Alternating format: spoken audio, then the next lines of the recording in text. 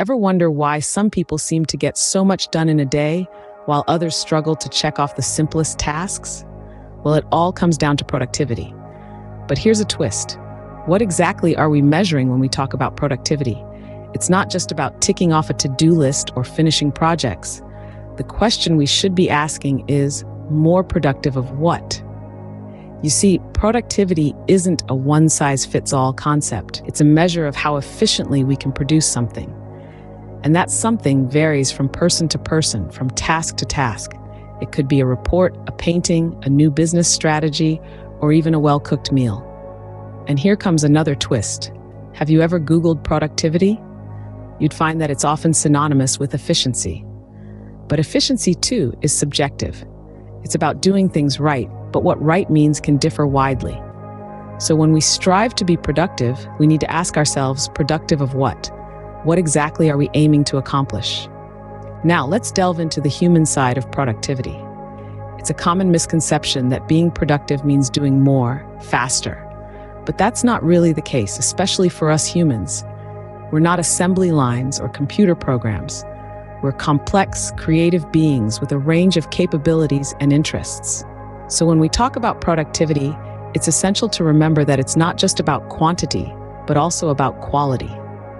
It's about the impact of our work, its relevance, and its contribution.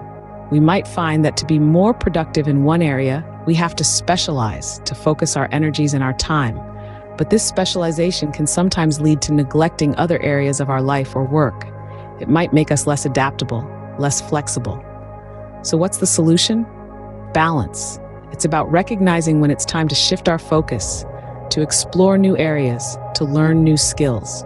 Being productive doesn't mean we have to be machines. It's about finding a balance and being able to shift our focus when needed. Let's compare productivity in humans and machines. Is it even fair to measure them the same way? Machines and assembly line workers operate in a realm of repetitive tasks where their productivity can be quantified. The number of widgets produced, the speed at which they're assembled, these are straightforward metrics. But what about desk workers and knowledge workers? Their tasks and roles aren't as repetitive or predictable. One week, they could be crunching numbers and analyzing data. The next, they might be brainstorming strategies, solving complex problems, or leading a team. Their productivity isn't as easily boxed into neat, measurable units. So how do we measure it? Do we look at how many problems they've solved, the quality of their solutions, the impact of their work on the company's bottom line, or perhaps the breadth of their skill set and their ability to adapt and learn? So, is a knowledge worker just a problem-solving machine? That's a thought to ponder on. In the end, how does productivity tie in with our sense of self? It's a question that, quite frankly, we don't ask ourselves enough. We've been conditioned to see productivity in terms of output, efficiency, and problem solving. But productivity isn't just about doing more. It's about growing more. Our sense of self is deeply intertwined with our productivity. When we focus on improving our skills, expanding our knowledge, and nurturing our passions, we are being productive. We're growing, evolving, and moving forward.